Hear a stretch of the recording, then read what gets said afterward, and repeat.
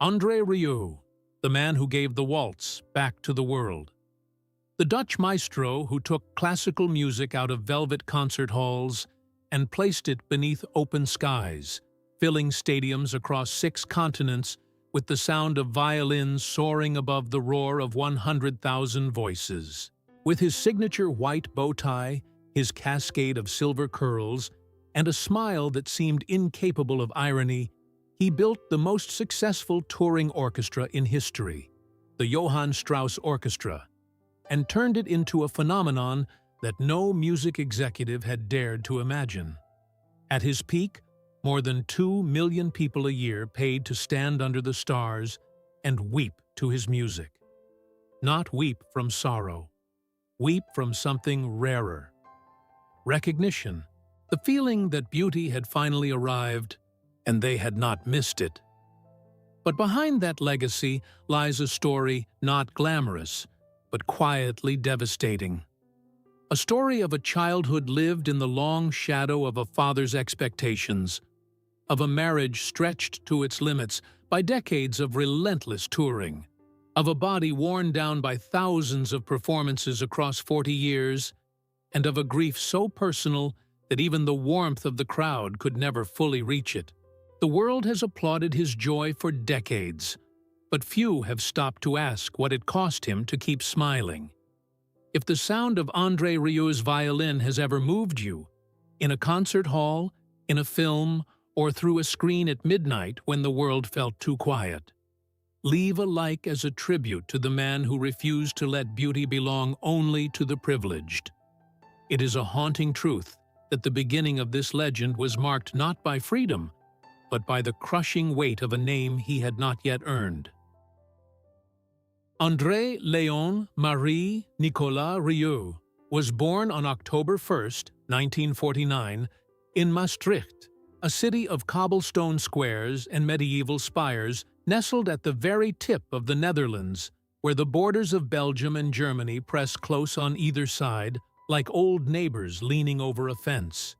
It was a city that carried music in its bones. Church bells marked the hours. Military bands marched through the squares on feast days. And in the Rieu household, music was not a hobby or a pastime. It was oxygen. His father, Johann Rieu, was the conductor of the Maastricht Symphony Orchestra, a position of immense local prestige, the kind of title that made strangers straighten their posture when they shook your hand. Johann was not a cruel man, but he was a precise one. He believed in discipline the way a carpenter believes in the right angle. Without it, everything eventually collapses. He conducted his family with the same controlled authority he brought to the podium. Dinner was scheduled. Practice was non-negotiable.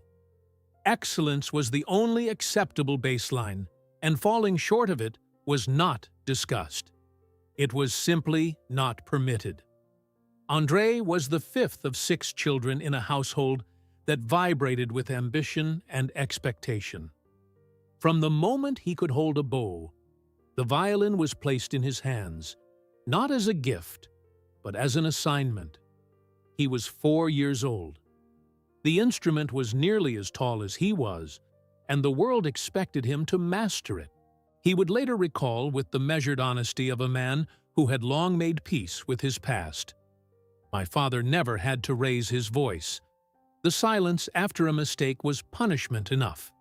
That silence, cold, precise, and total, became one of the defining sounds of his childhood. Not applause, not encouragement. Silence, the kind that tells a small boy exactly how far he still has to go. School offered its own particular cruelties. At the Jesuit-run secondary school where André studied, music was respected but not celebrated. He was the conductor's son, which meant the bar was always higher for him than for anyone else, and sympathy was always in shorter supply. Classmates who stumbled through a scale were gently corrected. André, carrying his father's name like a stone tied around his neck, was held to a standard that left no room for the ordinary mistakes of boyhood. He was not permitted to be average. And yet, for long stretches of his adolescence, average was precisely what he was. A competent student, a diligent violinist, a quiet boy who had not yet found the thing inside himself that would one day fill stadiums. What saved him was not talent alone. It was stubbornness. The same quality his father had tried to discipline into him had taken root in a form Johann had not anticipated. André did not want to be a symphony conductor wielding silence as a tool. He wanted to be something warmer, something the audience could touch. He had attended his father's concerts as a child and watched the rows of formally dressed listeners sit rigid in their seats, afraid to breathe too loudly, clapping at the approved moments with the restrained precision of people performing their appreciation rather than feeling it. He found it suffocating. Not the music. The music was transcendent, but the ceremony around it. The distance, the invisible wall between the stage and the soul of the crowd. That discomfort planted a seed. It would take decades to flower. But even at 14, watching his father conduct the Maastricht Symphony to an audience of politely applauding strangers, André Rieu quietly decided that when the music was his to shape, it would never feel like that. He could not yet articulate the revolution he was planning. He only knew what he did not want. And sometimes, in the long architecture of a life, knowing what you are escaping is just as powerful as knowing what you are chasing. He left home to study at the Liège Conservatory in Belgium, then continued at the Royal Conservatory of Brussels, and finally at the Maastricht Conservatory, accumulating degrees and technique in the careful, methodical way his upbringing had taught him. By his mid-20s, he was a competent concert violinist, respected, disciplined, and almost entirely invisible outside the narrow world of Dutch classical music. He was not a prodigy. He was not a phenomenon. He was a young man with a precise bow arm, a restless imagination, and a dream so impractical that no one around him had the heart to encourage it. But the boy who had grown up in the silence between his father's expectations was already learning how to fill silence with something the world had not asked for yet. In 1987, André Rieu did something that everyone around him considered, at best, eccentric, and at worst, financially ruinous. He founded his own orchestra, not a chamber ensemble of 6 or 8 musicians performing in intimate recital rooms, not a string quartet seeking residency at a regional conservatory. He assembled a full orchestra of 12 musicians, all dressed in period costume, all committed to a repertoire that nobody in the serious classical world was programming anymore. Waltzes, polkas, operetta overtures, the music of Johann Strauss, of Franz Lehár, of Joseph Strauss, music that the establishment had quietly shelved as too popular, too emotional, too undemanding for sophisticated audiences. Music that ordinary people had loved for a century, before the concert halls decided it was beneath them. He called it the Johann Strauss Orchestra, and virtually nobody came. The first performances were held in small venues across the Netherlands, church halls, community centers, modest theaters with folding chairs and lukewarm acoustics. The orchestra played magnificently. The audiences were sparse. Critics who bothered to notice described the enterprise with the particular cruelty reserved for ambition that lacks prestige. Pleasant, they wrote, accessible, charming. Every one of those words was meant as a dismissal. In classical music circles, accessible was not a compliment. It was a verdict. It meant you were not serious. It meant you did not belong. André absorbed those verdicts the way he had absorbed his father's silences as a boy. Not with surrender, with something quieter and more durable. Resolve. He had not built this orchestra to satisfy critics. He had built it for the woman in the third row who was hearing Strauss for the first time and did not know she was allowed to smile. He had built it for the retired schoolteacher in the back, who had always felt classical music was not meant for people like him. He had built it for every person who had ever stood outside the velvet rope of high culture and been made to feel that beauty required a password they had never been given. The turning point did not arrive in a single dramatic moment. It arrived the way tides arrive, gradually, and then all at once. Through the late 1980s and into the early 90s, the Johann Strauss Orchestra built its audience concert by concert, city by city, handshake by handshake. André developed the habit of walking into the audience during performances, playing his violin among the crowd rather than above it, conducting with laughter rather than with severity, inviting singers on stage who performed in costume and with theatrical flair that no conservatory had ever taught and no conservatory would have approved of. The wall between the stage and the audience, the very wall that had suffocated him in his father's concerts, began to dissolve. Words spread in the way that only genuine emotion can spread. Not through advertising campaigns or record label machinery, through people telling other people, "You have to see this, you have to hear this, you will cry, and you will not be embarrassed." By 1994, the Johann Strauss Orchestra was selling out theaters across the Netherlands. By 1996, they were filling concert halls in Germany, Belgium, and Austria. By 1998, André Rieu stood on the stage of the Vrijthof, the vast open square at the heart of his hometown of Maastricht, and conducted a concert for an audience of tens of thousands of people who had traveled from across Europe to sit beneath the summer sky and surrender to the sound of violins. It was the night those closest to him would later recall when André finally understood what he had built. One associate who had been with the orchestra since the early years confessed quietly, "He stood at the edge of the stage after the final bow and just looked out at the square. He did not speak for a long time." He later admitted with uncharacteristic stillness, "I had spent years trying to bring music to people. That night, I understood that the music had always belonged to them.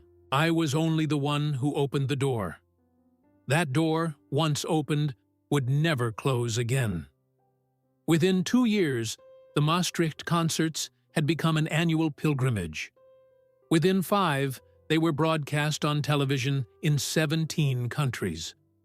The boy who had learned music under his father's silent judgment had created something his father's world had never imagined. A classical empire built not on exclusion, but on welcome. Not on silence, but on joy. Not on the approval of the few, but on the tears of the many. And somewhere in the mathematics of that miracle, in the rising ticket sales and the growing orchestra, and the lengthening list of countries on the tour schedule, André Rieu crossed the invisible line that separates the man who tries from the man who transforms. He had become, without anyone quite deciding when it happened, a phenomenon. What happened next defied every law the music industry believed was permanent. André Rieu did not simply grow. He multiplied. Through the late 1990s and into the first decade of the new millennium, the Johann Strauss Orchestra expanded from a Dutch curiosity into a global institution at a speed that left concert promoters, record executives, and classical music scholars struggling to find a framework that could contain it. The numbers told a story that no one in the industry had written a vocabulary for. By 2002, André Rieu was selling more classical music albums than any other artist on earth. Not more than other waltz performers, not more than other Dutch musicians, but more than any classical recording artist alive, including those with decades of institutional support. major label contracts, and the full weight of conservatory prestige behind their names. His album, Romantic Moments, released in 2001, sold over 2 million copies worldwide. The album Moonlight, which followed in 2004, entered the charts in 14 countries simultaneously. By 2007, Billboard magazine had ranked him as the highest-earning classical musician in the world, with an annual concert revenue that surpassed $100 million. He was not competing in classical music anymore. He had created his own category, and he was its only resident. The Johann Strauss Orchestra grew with the empire. From the original 12 musicians of 1987, it expanded to a touring ensemble of 140 performers, musicians, singers, dancers, technicians, costume designers, and a production crew that traveled with the precision of a military operation across 6 continents. The logistics alone were staggering. 40 semi-trucks carried the stage equipment. Custom-built sets were designed to transform the floors of the largest arenas on Earth into the ballrooms of 19th-century Vienna. Costumes were sewn by hand in workshops in Maastricht by a team of seamstresses who worked year-round on nothing else. Every detail, the chandelier suspended above the stage, the candelabras flanking the orchestra, the precise shade of cream in the violinists' gowns, was controlled, approved, and personally overseen by André himself. Because the empire was not just a business, it was a vision, and André Rieu was its architect, its artistic director, its marketing department, and its spiritual center, all at once. The touring schedule that came with that empire was a thing of almost incomprehensible intensity. In 2008 alone, the Johann Strauss Orchestra performed 112 concerts across 4 continents. In Australia, where André had become a phenomenon of almost inexplicable proportions, a Dutch violinist selling out the Sydney Entertainment Centre for 5 consecutive nights, while the country's own rock stars struggled to fill half the seats. Fans camped outside ticket offices for concerts that were still 8 months away. In South Africa, in Brazil, in Japan, in New Zealand, in Mexico, in the United States, the pattern repeated itself with the reliability of a natural law. The crowds came. They wept. They danced in the aisles when he played the Blue Danube. They held their children up above the crowd so the children could see. They brought flowers and threw them onto the stage. They came back the following year and brought their friends. By 2010, André Rieu held a Guinness World Record as the most successful touring musician in the world, not affiliated with a rock or pop act. His annual Maastricht concerts, held every July in the Vrijthof Square, beneath open skies, with the medieval city as his backdrop, had become one of the most sought-after music events on the European summer calendar. Tickets sold out within minutes of release. Fans flew in from Australia, from the United States, from South America, to sit on folding chairs in a Dutch city square and listen to waltzes played under the stars. Hotels in Maastricht were booked a full year in advance. The city's economy transformed around the concerts the way small coastal towns transform around a once-a-year festival, except this festival generated an estimated 40 million euros in local revenue annually. André did not speak of these numbers with pride, exactly. He spoke of them with something closer to wonder, tinged at the edges with a discomfort he had never quite been able to resolve. He had grown up in a household where music was treated as a sacred discipline, and now he was the man who had made it the centerpiece of an entertainment empire that included merchandise, DVD sales, live recordings, television broadcasts, and a dedicated fan club with over 300,000 members in 40 countries. He later admitted with the careful honesty that had always marked his rare, candid moments. "Sometimes I look at all of it, and I wonder whether my father would have recognized it as music at all. And then the audience begins to cry, and I think, yes, he would have understood that. The tension in that confession is the key to understanding everything that followed.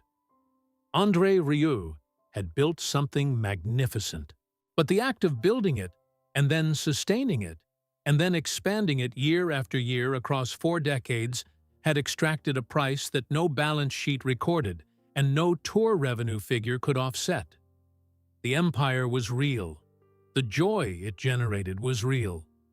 But behind the white bow tie and the silver curls and the smile that seemed to contain an inexhaustible supply of warmth, something quieter and more fragile was accumulating, and it would eventually demand to be reckoned with. There is a particular cruelty that fame reserves for the people who love the famous.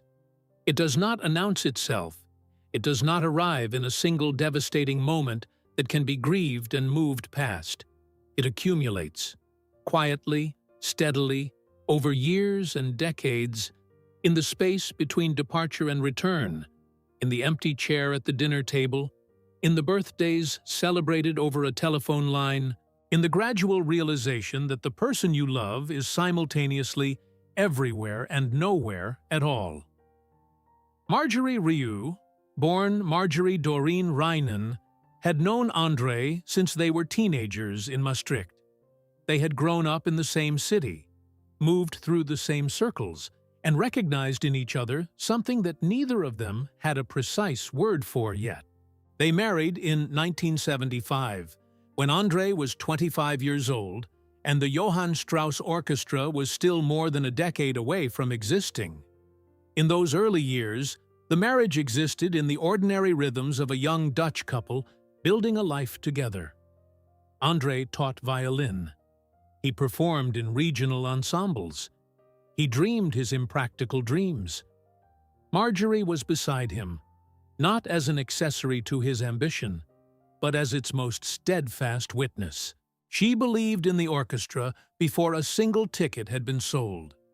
She believed in him before the world had any reason to. When the Johann Strauss Orchestra was founded in 1987, Marjorie did not step back from it. She stepped into it. She became, in the quiet and largely unacknowledged way that spouses of visionaries often do, the organizational spine of everything André's artistic instinct created. She managed the business, negotiated the early contracts, kept the books during the years when the books were frightening to look at, and held the ensemble together during the long stretches when concerts were sparse, and confidence was thinner than it appeared from the outside. One longtime associate of the orchestra recalled, "Without Marjorie, there is no Johann Strauss Orchestra. Full stop." André had the vision. Marjorie made it possible to survive long enough for the vision to be realized. But survival extracted its own costs.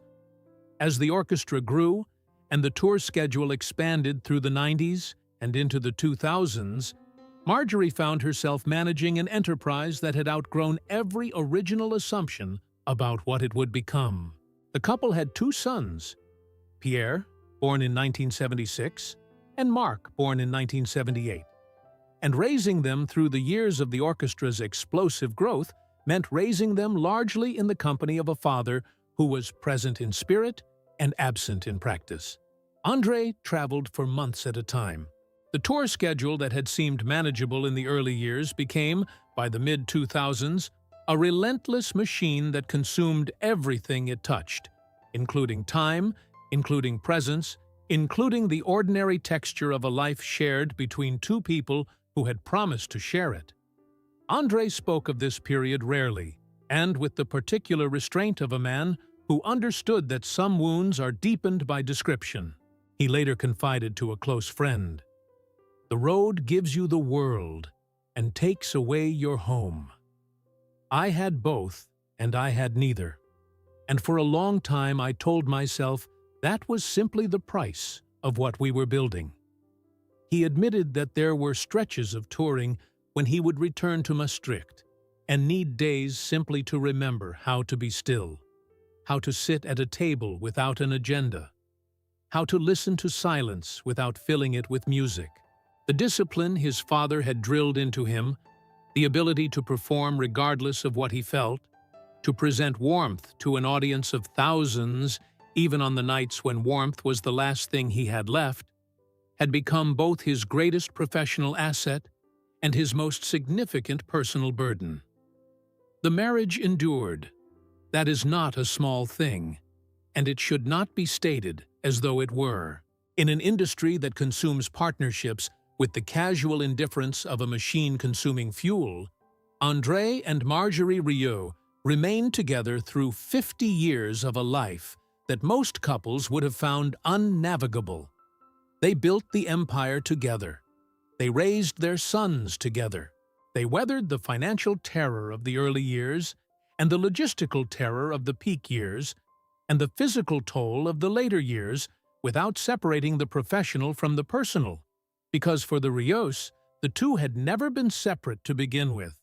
But endurance is not the same as ease, and those who knew them well spoke carefully, in the way that people speak carefully when they are describing something true and delicate at the same time, about the weight that the road had placed on both of them, about the conversations that happened too rarely, and the reunions that were too brief, and the particular loneliness of being the person who stays home while the world watches the person who leaves. Marjorie never complained publicly. She was not built for complaint. But those who worked closely with her through the height of the touring years recalled a woman carrying something heavier than a schedule, something that did not have a line item in the production budget, something that no amount of concert revenue could address. André understood it. He admitted it. And the understanding, characteristically, arrived too late to undo what the years had already taken. That is the mathematics of devotion to a calling. You pay in the currency of presence, and you cannot reclaim the moments you spent on stages on the other side of the world when the people you love needed you in the room. He later reflected with an honesty that carried no self-pity, only the quiet weight of a man reviewing his own ledger. I gave the world my music. I sometimes wonder whether the people closest to me got enough of what was left. It was not a confession of failure. It was something more complex than that. It was the acknowledgement that even the most generous gift, a life spent bringing beauty to millions, carries within it the shadow of what that generosity cost the people standing closest to the light. For 4 decades, André Rieu treated his body the way a man treats a reliable instrument, with enough maintenance to keep it functioning, and with the quiet assumption that it would continue to perform on demand regardless of what he asked of it. He stood for hours on concert stages night after night, drawing the bow across strings with the full physical commitment of a man who believed that a half-given performance was a betrayal of everyone who had purchased a ticket. He traveled across time zones with the relentless regularity of a cargo flight. He slept in hotels on 6 continents, ate meals between sound checks, and greeted audiences of 20,000 people with the same luminous energy on the final night of a tour that he had projected on the opening night, weeks and sometimes months before. The body, as it always does, was keeping count. The first serious warning arrived in 2009, when André was 59 years old, and the Johann Strauss Orchestra was at the absolute apex of its commercial power. During preparations for the annual Maastricht concerts, the centerpiece of the touring calendar, the event that drew fans from 40 countries to sit beneath the July sky in the Vrijthof Square, he collapsed backstage. Not dramatically, not in view of the cameras or the crowd, quietly, in the way that the body sometimes chooses to make its point in private before it is forced to make it in public. The diagnosis was exhaustion at a clinical level.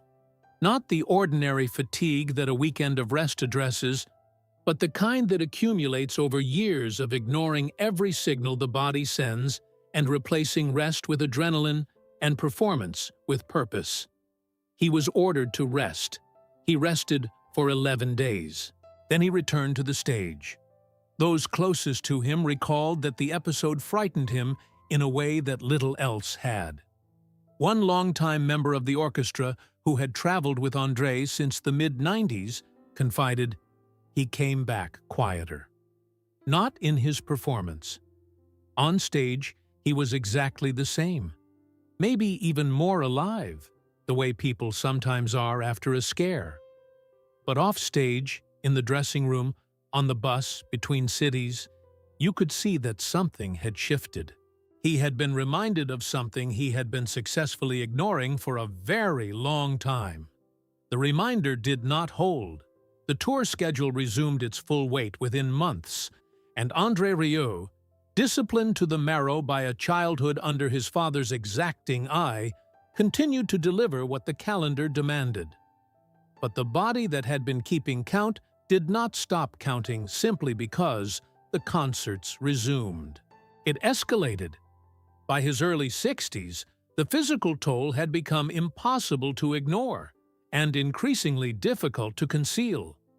The back, punished by decades of standing at the conductor's podium and performing with the full-body physicality that his style demanded. The sweeping bow arm, the dramatic turns to acknowledge the orchestra, the hours of standing without the support of a stool or a chair, had begun to rebel in earnest. Chronic pain settled into his lower spine with the permanence of an unwelcome tenant. Some mornings, those who traveled with him recalled, he could be heard moving through his hotel corridor with the careful deliberateness of a man navigating a minefield. Each step a negotiation with a pain that was always present and occasionally overwhelming. The right shoulder. The shoulder of the bow arm. The shoulder that had driven the violin through tens of thousands of performances across 4 decades, developed the kind of deep structural damage that orthopedic surgeons describe in clinical language, and musicians describe in the language of grief. Tendons worn. Cartilage depleted. The physical architecture of the arm that had built an empire, slowly losing the resilience that empire had required. He underwent treatment. He modified his technique. He performed through it, because performing through it was the only option his sense of obligation to his audience would permit. His knees, bearing the cumulative weight of decades on hard stage floors, marble, wood, concrete, the unforgiving surfaces of the world's great arenas, developed the chronic inflammation that orthopedic specialists recognize immediately in athletes and performers who have spent a lifetime demanding more of their joints than joints were engineered to give. Climbing the steps to the stage, which had once been a gesture so automatic it required no thought, became by his mid-60s a procedure that required planning and, on the worst nights, assistance.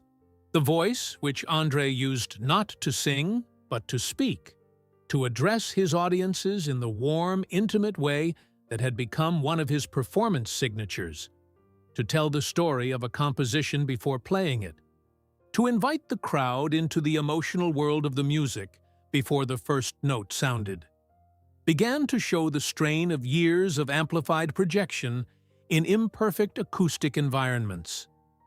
Hoarseness that had once cleared overnight began to linger for days.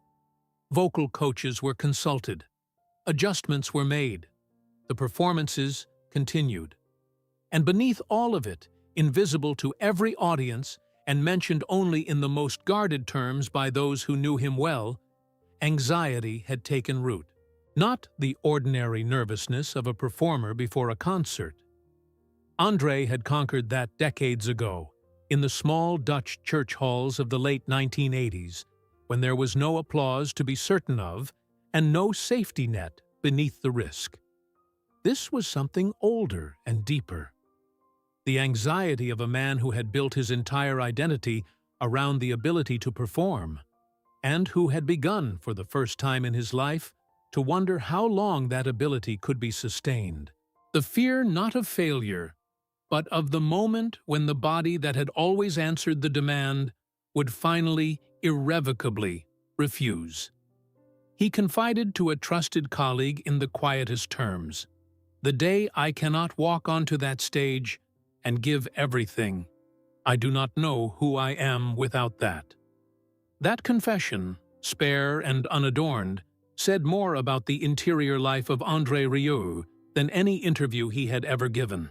It named the thing that the crowds and the revenues and the Guinness records had never been able to address: the terror of a man whose gift and his identity had become so completely fused that he could no longer locate one without the other. The callback, when it came, arrived from the most unexpected direction. The same discipline that his father Johann had drilled into him in the practice room in Maastricht, the ability to endure discomfort without allowing it to corrupt the performance, the refusal to let what is happening inside the body alter what the audience receives, was the very quality that allowed André Rieu to continue. The boy who had learned to play through his father's silences had become the man who could play through pain. It was not a comfortable inheritance, but it was the one that saved him. There is a moment that those who have spent decades building something vast and consuming sometimes describe. A moment that arrives not with fanfare or revelation, but with the quiet insistence of something that has been waiting patiently for the noise to stop. For André Rieu, that moment arrived gradually through his late 60s, as the body's protests grew louder, and the road's demands grew heavier, and the question he had been successfully outrunning for 4 decades finally caught up with him. The question was simple and devastating in equal measure. What remains when the music stops? He had spent 50 years answering that question with more music, more concerts, more cities, more nights of standing under open skies with a violin pressed to his chin and tens of thousands of voices breathing in unison below him. The answer had always been sufficient because the music had always been there to provide it. But the body that was now negotiating every staircase and managing every morning with a pharmacist's precision had begun to suggest, with quiet authority, that the music would not always be there, and the question that had waited so patiently was still waiting. What he found, when he finally allowed himself to look, was Marjorie. Not because she had been absent. She had never been absent. Through 50 years of marriage, through the terrifying early years of the orchestra and the intoxicating middle years of the empire and the physically punishing later years of the sustained tour schedule, Marjorie Rieu had been the fixed point around which everything else orbited. She had managed the business with a precision that matched his artistry. She had raised their sons, Pierre and Marc, both of whom had grown into the orchestra's organizational structure, Pierre as its chief executive and Marc as a core member of the touring team, with the kind of steady, unglamorous devotion that does not generate headlines and does not require an audience. She had held the center of a life that was perpetually threatening to fly apart from its own velocity. But André had not always seen her clearly. This is not a criticism of him. It is simply the truth about what consuming ambition does to peripheral vision. When you are focused on the horizon with the intensity that building a global empire requires, the things closest to you become briefly blurred.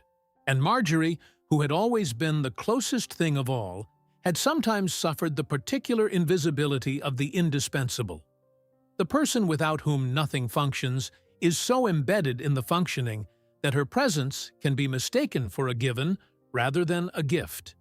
The man who once crossed continents between Monday and Friday, who once conducted 112 concerts in a single year, began in his late 60s to renegotiate the terms of his relationship with the road. Not to abandon it, André Rieu without music, was a philosophical impossibility that neither he nor anyone who knew him could sincerely imagine, but to rebalance it, to carve from the relentless forward motion of the touring machine some portion of time that belonged not to the audience of thousands, but to the audience of one who had been watching from closer than anyone else for half a century. He began in the small and private ways that mark genuine transformation rather than performed redemption. To be present. To sit at the table in the house in Maastricht without an agenda pressing him toward the door. To walk through the city where he had been born and hear it the way a man hears a place he has returned to rather than a place he is passing through. To speak with Marjorie not about logistics or schedules or the next city on the tour route, but about the things that logistics and schedules had crowded out for years. Memory, gratitude, the texture of a life examined together rather than managed in parallel. Their sons noticed it first, in the careful way that adult children notice changes in their parents, watching for them without acknowledging that they are watching. Pierre, who had spent years managing the operational machinery of the Johann Strauss Orchestra with the organizational rigor he had inherited from his mother, recalled with the careful understatement of a man who understood what the alternative might have been. My father started to arrive home and actually be home. Not just physically, present. It sounds like a small thing. It was not a small thing. What André found in that returning was not a new Marjorie. It was a more complete understanding of the one who had always been there. The woman who had believed in the orchestra before the orchestra existed. Who had held the books together during the years when the books were a source of genuine dread. Who had raised their children in the sustained absence of a husband who was giving the world what he had always been told was his obligation to give. Who had built her own quiet empire of steadiness and pragmatism and love in the spaces the touring schedule left behind, and who had never once, not once in 50 years, asked him to choose between the music and her, because she understood that the music was him. And asking him to abandon it would have been asking him to become someone she did not know. He confessed in one of the rare interviews in which he allowed the curtain of professional warmth to drop for a moment. I built the orchestra for the world, but everything I built it with, the stubbornness, the belief that beauty belongs to everyone, the refusal to accept that walls cannot be torn down, those things came from her. I did not always know that. I know it now. That knowing arrived at late and earned through the slow education of a life fully lived, became the foundation on which the final chapter of André Rieu's story was built. Not an ending, a homecoming. The man who had given the waltz back to the world had finally, imperfectly, gratefully, found his way back to the woman who had made it possible to give anything at all. In 2025, André Rieu is 75 years old. He still walks onto the stage of the Vrijthof in Maastricht every July, violin in hand, white bow tie immaculate, silver curls catching the summer light above the medieval square. The crowds still come from 40 countries. The tickets still sell out within minutes. The Blue Danube still draws tears from people who could not tell you why they are crying, but understand, in the wordless way that music communicates what language cannot reach, that something essential is being given to them. Something they did not know they needed until the first note sounded, and the need became undeniable. But the man who walks onto that stage in 2025 is not the same man who stood in the same square in 1998 and understood for the first time what he had built. He is quieter, more deliberate. He moves with the careful economy of a man who has learned to distinguish between what the body can sustain and what the ambition demands, and who has made peace, imperfectly but genuinely, with the gap between the two. The tour schedule that once consumed 112 concerts in a single year has contracted to something more human, something that leaves room for mornings in Maastricht, and evenings with Marjorie, and the slow, luxurious pleasure of time that belongs to no production calendar. The empire he built continues to generate its extraordinary revenues, with the self-sustaining momentum of something that has long since outgrown its need for its creator's constant intervention. His net worth, estimated by financial analysts who track the touring and recording industry, stands at approximately $100 million, a figure that reflects not the speculative valuations of tech entrepreneurs or the inherited accumulations of old money, but the arithmetic of 4 decades of sold-out concerts, platinum albums, and a touring operation that has never stopped moving.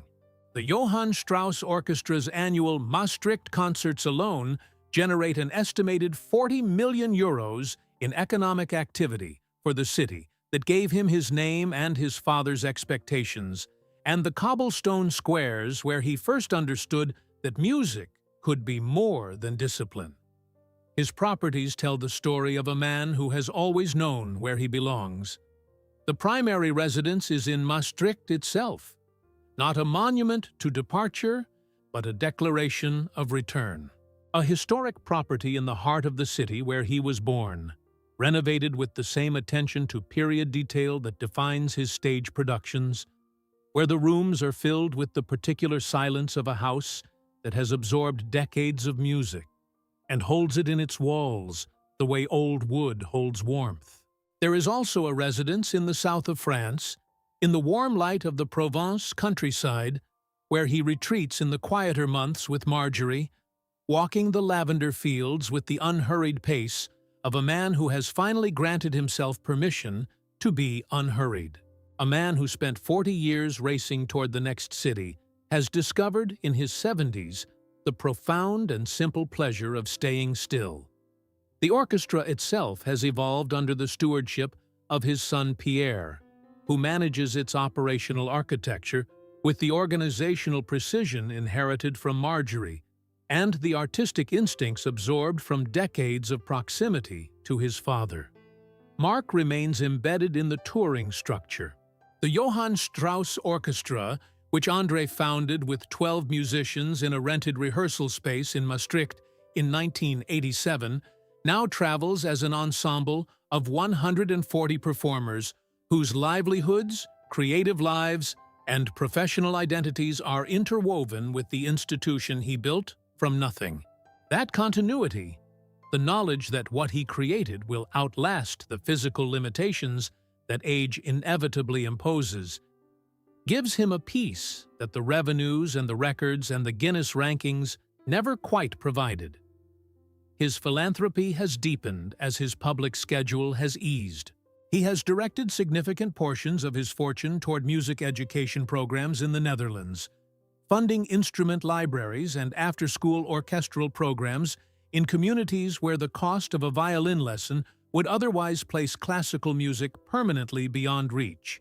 The boy who was handed a violin at 4 years old by a father who offered no choice in the matter has spent his later years ensuring that children who want the choice are not denied it by the accident of their circumstances.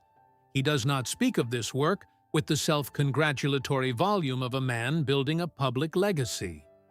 He speaks of it with the quiet satisfaction of someone settling a debt he has always known he owed. "I was given music before I was given a say in the matter," he confided to a colleague. "The least I can do is make sure other children are given the chance to say yes for themselves." The physical struggles that accumulated through decades of relentless performance have not resolved. They have been negotiated. The back that began its rebellion in his early 60s requires a regimen of daily physical therapy, administered by a specialist who travels with him during the touring months. The shoulder that bore the weight of tens of thousands of performances has been managed through a combination of surgical intervention and adapted technique. The bow arm that once moved with the full dramatic sweep of a man performing to the back row of an arena now operates within a smaller, more conserved range. And the music, improbably, suffers not at all for it. The knees are managed with the pharmaceutical and physical precision of a professional athlete in the final years of a long career. The anxiety, the fear of the day when the body will finally refuse the stage, remains. But it is quieter now, held at a distance by the knowledge that he has already given more than could reasonably have been asked, and that whatever comes next will not diminish what has already been accomplished. He still speaks to his audiences before each performance in the warm, intimate way that has always been his signature. Not as a performer addressing a crowd, but as a host welcoming guests into his home. He still walks into the audience during concerts, violin in hand, playing among the people rather than above them, dissolving the distance that had suffocated him in his father's concerts 6 decades ago. He still conducts with laughter rather than severity, still invites singers on stage who perform with theatrical joy that no conservatory would have sanctioned and no audience has ever failed to love. In these moments, the 75-year-old man and the young violinist who decided in a secondary school auditorium in Maastricht that music should never feel like a wall. They are the same person, undivided by time, unified by the stubborn, beautiful, impractical conviction that beauty belongs to everyone. The legacy that André Rieu leaves behind him is not the one that the music industry would have predicted when he founded a waltz orchestra in 1987, and everybody considered it eccentric at best. It is not measured only in albums sold or concerts performed or revenues generated or records broken. Though the numbers in each of those categories are extraordinary, it is measured in something less quantifiable and more durable.